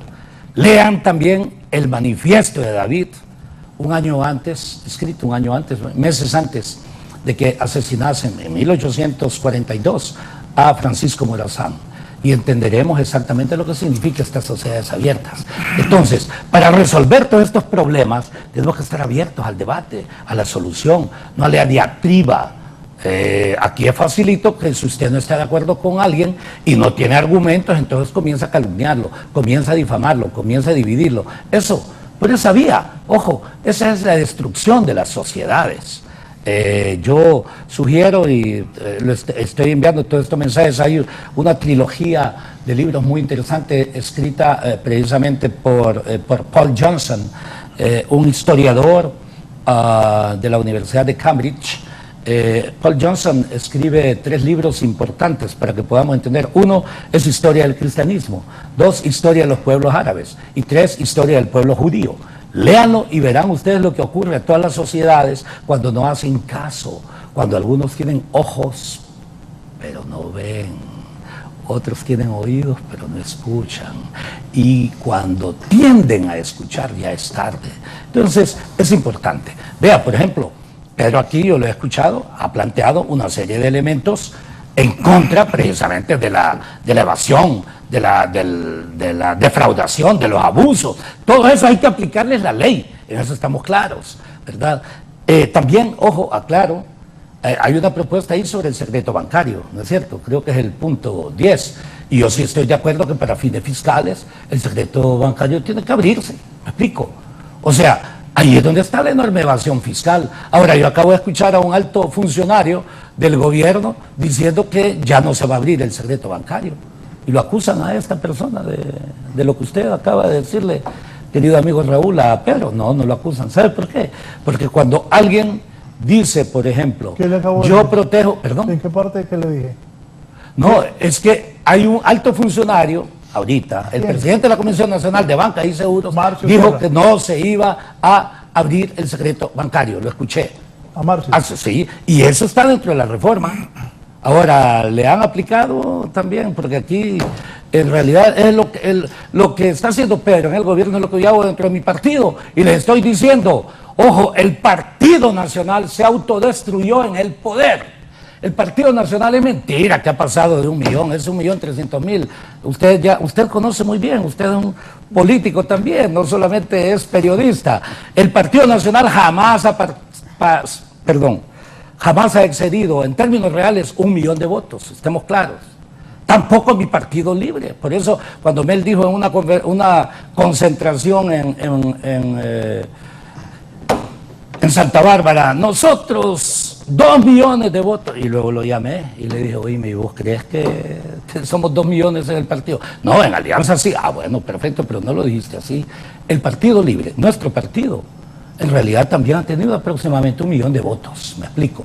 Entonces yo les recuerdo que somos gobierno, el Partido Libre está cogobernando. Tiene gente del Partido Salvador de Honduras, tiene gente del Partido Liberal, tiene gente del Partido Nacional, algunos de ellos también, y está bien. Yo sí estoy de acuerdo, pero yo he dicho amplia alianza, pero con gente decente, me explico. Termino diciendo este tipo de hechos. Reformas, reitero, hay que cumplir con 3 condiciones. 1, con el objetivo de las reformas. ¿Cuál es el objetivo de la reforma? Desarrollar las naciones. Perfecto. ¿Cómo la desarrolla? Disminuyendo la desigualdad, disminuyendo en consecuencia también la mala... para ello, usted tiene que reasignar recursos a través de educación, salud, tiene que utilizar el presupuesto para disminuir la desigualdad, pero también con una matriz de impactos. Reitero, hay que hacerlo eso. El segundo elemento que me parece importante es que hay que saber escuchar. En la medida en que se escucha, se aprende, ¿no es cierto? En la medida en que se dialoga, se aprende. En la medida, al mismo tiempo, en que entendamos que esta es una república, ojo, basada también en un sistema de leyes y en un sistema de voluntades individuales para imponer voluntades. En la medida en que lo hagamos, vamos a enfrentar. Yo soy de los jóvenes, desde el Instituto Central, que luchamos inclusive desde muy jóvenes contra las dictaduras militares de la época, y lo hemos sido. Y yo estoy aquí también recomendando algunas acciones políticas de Estado, dijimos la necesidad de un llamado a la unidad de la nación, en donde vayan todos estos elementos a los que precisamente mi amigo Aarón hacía referencia, pero entendamos al mismo tiempo que cuando hay algunas sugerencias, es importante escuchar. Rectificar es de sabios. Solamente los ignorantes se mantienen en sus posiciones. Y voy a aprovechar algo. ¿Sabe usted por qué perdió también la guerra el gran general Napoleón Bonaparte frente a Inglaterra en la batalla de Waterloo? ¿Sabe por qué? Porque él envió... Vea, Stefan Zweig tiene un libro que se llama Momentos Estelares. Les sugiero que lo lean. Envió a su más leal general, pero leal, leal, completamente leal, borrego diríamos, y le dice: general, hacia el norte, siempre hacia el norte, evite que los austríacos se unan a los ingleses, porque si se unen, perdemos la guerra. Y el general lo hizo y se fue hacia el norte. Los austríacos le jugaron la vuelta, llegó hasta allá cerca de Moscú. Y perdió la guerra. Y perdió la guerra. Por irse a Rusia. Antes de don Alejandro, me dice el secretario del Congreso, diputado por el departamento del Ancho, don Carlos Zelaya, Pedro está del lado de hacer las cosas bien de acuerdo a su visión, pero eso no significa que la visión de él sea la visión correcta. Defender el modelo que nos ha llevado a la pobreza, a la miseria, al desempleo, a las caravanas de migrantes, no es hacer las cosas bien. Si no cambiamos el modelo, seguirá más de lo mismo: pobreza, miseria, desempleo y más caravanas. Es que yo no estoy defendiendo el mismo modelo, Carlos, en ningún momento. Yo he sido bien claro y nuevamente repito, Carlos, yo estoy de acuerdo en que las cosas tienen que cambiar. Pero nuevamente repito, no podemos pasar del extremo del desorden en el que todo el mundo hacía lo que quería al extremo de asfixiar la economía. Yo no estoy defendiendo el modelo anterior. Es más, para mí no había ningún modelo antes. Antes lo que teníamos era una orgía de corrupción y narcotráfico. Sí. Y no podemos pasar ahora a un extremo control que asfixie la economía. Carlos, tenemos que buscar un punto medio. Yo estoy de acuerdo en que tenemos que eliminar todas las viejas prácticas, pero no irnos al otro extremo. Puntos medios, balances, equilibrios, zanahoria y garrote, no solo garrote, y mantener y mejorar los poquísimos elementos competitivos que tiene el país, no eliminando todo, porque tampoco es que todo está mal. Lo malo, eliminémoslo. Lo bueno, mantengámoslo y potenciémoslo. Nuevamente, yo no estoy defendiendo lo que pasaba antes. Si pasé años peleando con lo que pasaba antes, no voy a ser tan bruto de venir ahora a defender ese fracaso que había antes. No tiene ningún sentido. Yo lo que digo es que no pasemos de un extremo a otro. ¿Eliminemos lo de antes? Sí, eliminémoslo. Los abusos, sí. Castiguemos a los abusivos también. Si quieren castigarlos, castiguémoslos. Yo no tengo ningún problema. Pero no matemos la economía, Carlos. Porque esta medida es una medida equivocada. Y yo le quiero ayudar a la presidenta. Desde un inicio le he querido ayudar, le quiero seguir ayudando y le voy a seguir ayudando a futuro, esté dentro o fuera del gobierno. Pero lo que quiero es ayudarla a que tome buenas decisiones. No la quiero llevar a que cometa un error, que sería aprobar esta ley así como está. Revisémosla, cambiémosla, ajustémosla a lo que realmente necesita el país. Si de eso se trata el socialismo democrático, de que podamos escuchar los diferentes puntos de vista, de que socialicemos las cosas. Y socializar no es solo que nos escuchen explicar cómo son las cosas. Socializar es explicar cuál es lo que uno quiere hacer, tomar las recomendaciones de regreso, analizarlas y ajustar los documentos según lo que realmente requiere el país. Así es que no, yo no estoy defendiendo lo de antes, jamás. Me dice don Omar García: buenos días a los panelistas. Lo que dice Pedro y Lazar son dos verdades complementarias, reales, útiles para el estatus quo nacional de pobreza que tenemos. Para mí el enfoque destructivo, social tributario, el modelo económico semurreyista, más pobres y menos ricos, más ricos. No es bueno el escenario económico social que me resulta dibujar de quedarnos congelados. El camino es alcanzar un pacto social y económico mejor orientado a estimular la producción y consumo nacional mediante políticas públicas de capitalismo democrático y socialismo democrático. El planeta ya no está orientado a la globalización, es regionalización y mercado interno. Las inversiones extranjeras vienen huyendo de los sistemas tributarios de sus países de origen. Cuidado, y ello implica a Honduras entregarles recursos naturales, pseudoesclavos y no pago de impuestos, pues si no se hace no es atractivo invertir. Creo firmemente que deberían escuchar a doña Juliet Handal. Ella tiene una perspectiva saludable y útil para el país en estos momentos difíciles de dependencia, remesas de hondureños expulsados que aman a sus familias. Mira, hay algo importante que dijo el televidente, y es algo que ya lo dijo Alejandro, que ya lo dijo Nelson, el pacto nacional. O sea, es necesario realmente un pacto nacional, algún tipo de acuerdo entre todos los diferentes sectores para poder diseñar una ruta que tome en cuenta las opiniones de todos, para que podamos entonces construir un mejor futuro. Eso es algo que realmente es útil, eso sería útil, en lo cual todos nos podamos comprometer bajo consenso. Solo está de Silvio Larios. Buenos días, Raúl. Aquí Silvio Larios. ¿Por qué va a renunciar Pedro? Más bien así se ocupa gente, que le diga a la presidenta lo que necesita saber y no plegarse a caprichos de un grupo. Así la presidenta sepa dónde verdaderamente está parada. Claro que hay cosas que corregir, pero no es destruir todo que se va a arreglar el país. Saludos a los amigos Nelson y Alejandro. Raúl, me parece que estamos cayendo en un distractor.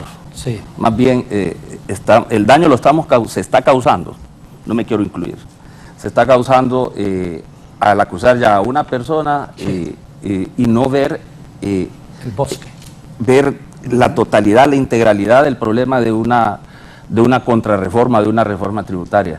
Yo creo que en vez de perder tiempo en discusiones y acusando personas particulares, yo creo que debería ser tiempo, ya deberíamos estar sentados todos los sectores en una mesa. Hoy mismo debería haberse convocado una mesa para ya ir integrando una mesa, un grupo técnico de trabajo y lograr ese pacto social. Sobre la sociedad abierta que usted hablaba, es difícil una sociedad abierta cuando esa sociedad carece de educación. Claro. Es difícil lograr un consenso en una sociedad abierta donde la ignorancia predomina.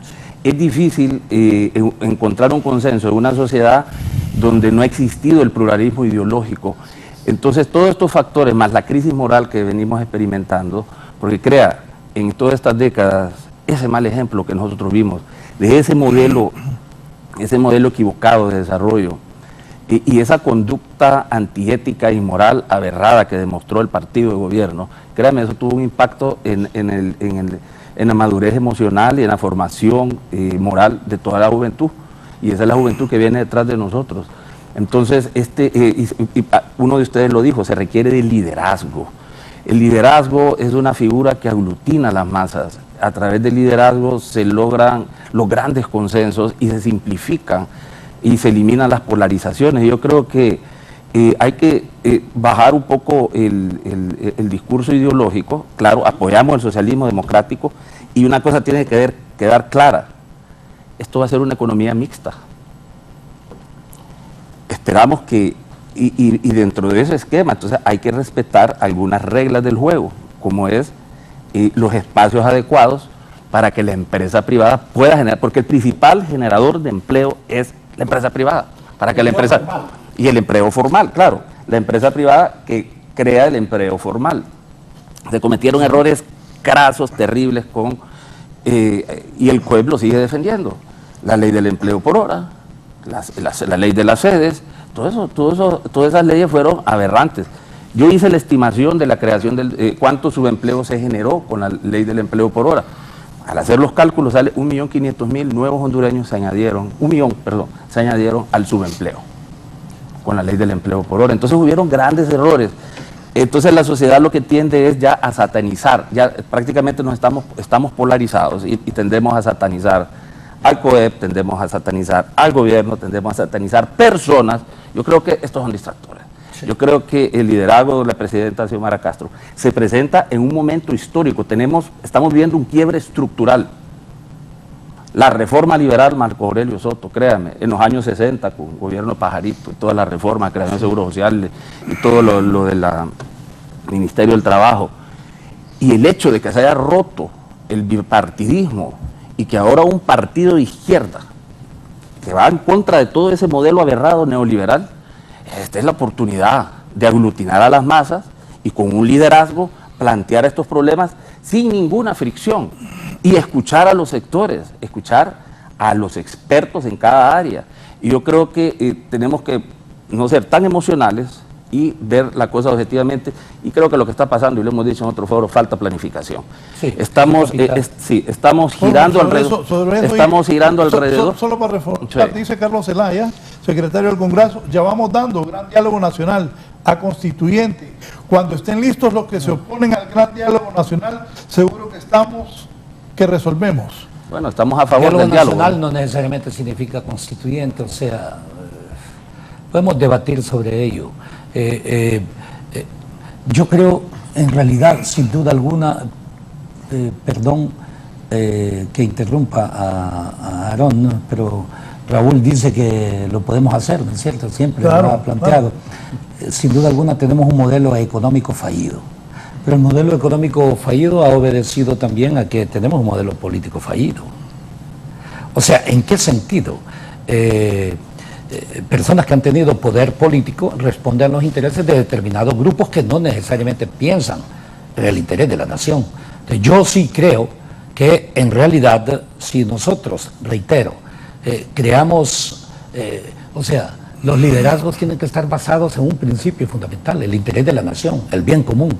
Pero cuando es un interés intrapartidario, entonces lo que hace es dividir. ¿Me explico? Entonces tenemos que pensar exactamente en un gran diálogo nacional, en un criterio fundamental de unidad de la nación, reitero, un plan de gobierno consensuado con un equipo precisamente de profesionales, ¿me explico?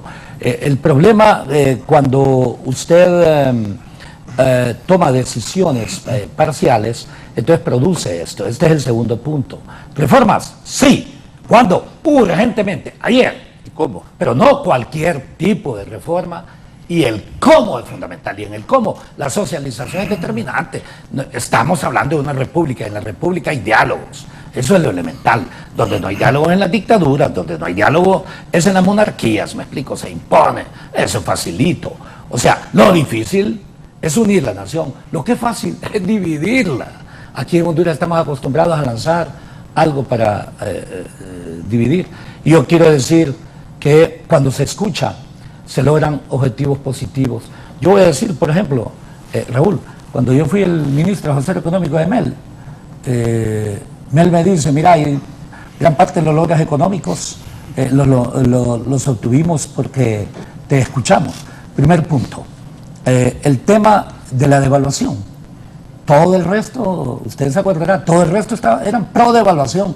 Yo les dije, con la devaluación ustedes están beneficiando sobre todo a 10 empresas exportadoras. Ahora yo pienso en la nación, pero yo pienso en la revaluación monetaria. La revaluación monetaria, veamos todos los impactos que significa una revaluación monetaria. Disminuye la competitividad, no es cierto, porque disminuye el precio de todo lo importado. Esta es una sociedad importadora. O sea, las importaciones duplican las exportaciones. Y entonces, ¿a quién le generamos riqueza? A 10 empresas exportadoras. ¿A quién afectamos? A la inmensa mayoría del hondureño. Entonces, ¿con cuánto devaluamos en el gobierno? Prácticamente nada, 19.43 o 04, ya no me acuerdo cuánto. La otra, peleándose, ¿se acuerda en los 2 primeros años en el contra los Arévalos? ¿Verdad? Por el tema del combustible. Y entonces, durante año y medio le dije a Mel, mira, esa no es la salida. Entonces, yo lo voy a decir acá. Yo analicé los modelos existentes y le dije, entremos a Petroamérica. En aquel momento Petrocaribe es después, Petroamérica. Y entonces, después de año y medio que no lograban ese resultado, me llama y me dice, un viernes en la noche, recuerdo, me dice, mira, mañana que tenemos Consejo de Ministros, por la mañana, ¿crees que me podés convencer a los ministros para que firmemos el ingreso a Petrocaribe? Sí, perfecto. 1 hora, porque vos sos el que conocés, me dijo, hasta me dio sobre el tema, sos el único que conocés sobre el tema, perfecto. 1 hora, a 1 hora todos los ministros estaban, ojo, racionalizando, pero votaron a favor de todo ello. El problema es que cuando Mel integró la Comisión de Energía, excluyó al que él decía que sabía más. Es un servidor, parece que Mel siempre me ha excluido de todas las cuestiones, como le digo yo. ¿Se siente excluido en este momento? Bueno, no, yo no me siento excluido, pero sí excluyen. O sea, le adelanto, el movimiento 5 de julio que yo coordino... ¿Por qué no aceptó ser embajador en Guatemala? Por una sencilla razón, porque el problema no es que Nelson Ávila tenga poder político, el punto es que no le han reconocido el poder, ojo, reconocido. Yo no les pido, deben poner en ejecución la voluntad popular en las primarias internas, dijo que nosotros éramos la segunda vuelta, y bajo esas condiciones yo debí ser, o alguien del movimiento 5 de julio, el tercer designado a la presidencia, o sea, el primero, para quien apareció como el primer movimiento dentro del partido, que eran los movimientos oficialistas, el segundo, su servidor. Nosotros, bajo esa proporción, tenemos derecho, el movimiento 5 de julio, no Nelson Ávila. Yo puedo quedar fuera, no hay problema, yo sé que me quieren fuera porque me ven como precandidato presidencial para la próxima, yo no estoy en la agenda de ellos, y qué bien que no esté yo en la agenda de alguien que pretende casi siempre imponer candidaturas. Entonces, ¿cuál es el punto? Sería buen embajador, dice Gilberto Ríos. Dice, Barquero había estado... Dígale a Gilberto que soy muy buen ciudadano y sobre todo, le adelanto, soy profesor universitario y lo voy a decir esto a nivel de postdoctorados, doctorados, de maestría, y he contribuido a formar no menos de 1000 personas en América Latina para ese objetivo. Entonces, economistas, bueno, nos vamos. Primer punto, hay salidas. Hay que escuchar. Segundo punto, vivimos una república. Hay que crear esa línea precisamente de unidad nacional. Tercer punto, escuchemos sobre todo a todas aquellas opiniones que son diferentes, pero la diferencia no significa enemistad, no significa al mismo tiempo contraposición. Es más, en la historia de la humanidad, Morazán siempre estuvo en contra de lo existente. Y se lo ve desde la perspectiva cristiana, si le parece.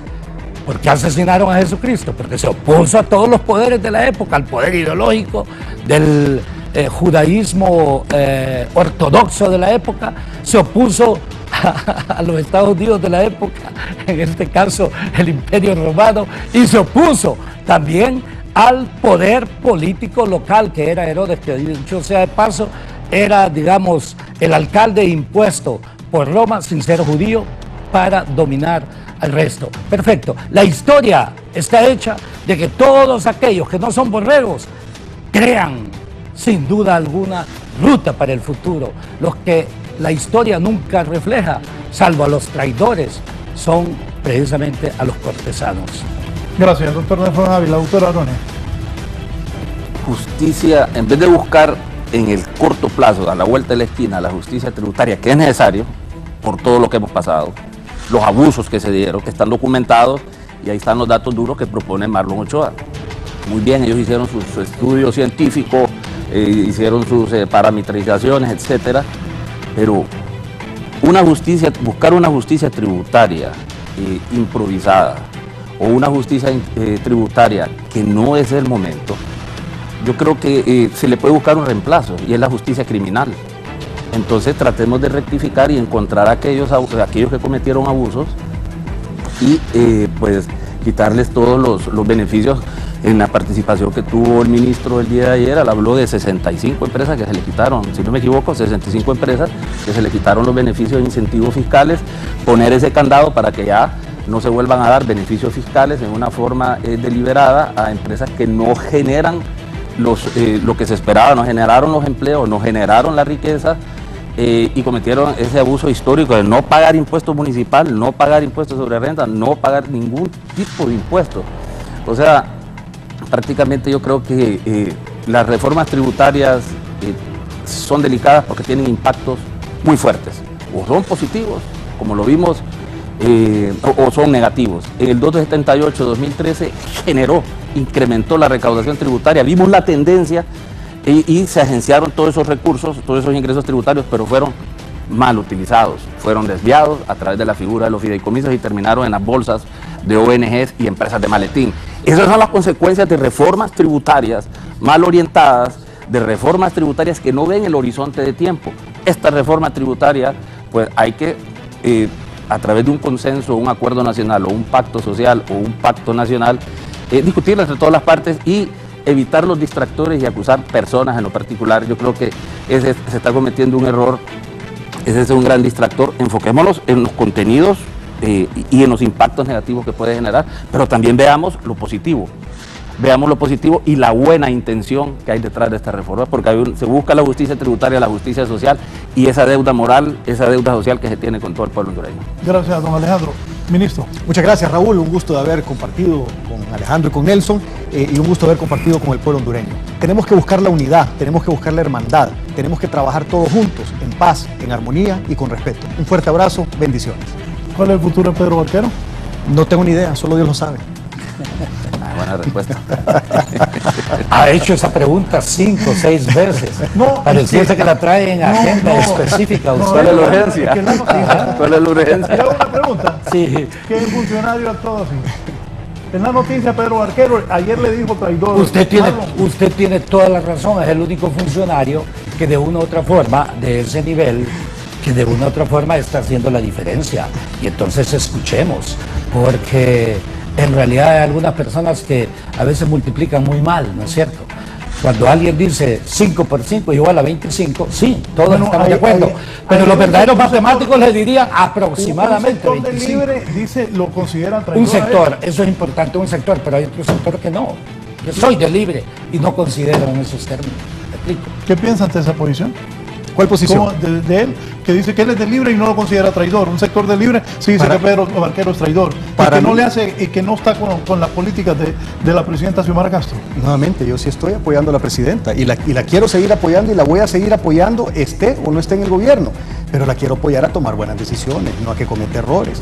Y estas personas que le están queriendo meter esta ley, lamentablemente, la quieren inducir a cometer un error. Nuevamente, al final de cuentas, tenemos que debatir las ideas y asegurémonos de hacer los análisis correctos. Si nos sentamos en una mesa de diálogo y nos ponemos a analizar punto por punto, vamos a llegar a mejores conclusiones. En la abundancia del consejo está la sabiduría. Sí. Tenemos que escuchar a todos los diferentes sectores. Trabajemos todos juntos, de la mano, como hermanos. Saquemos adelante el país. Aquí sobran las buenas ideas, pero hay que aprender a escucharlas.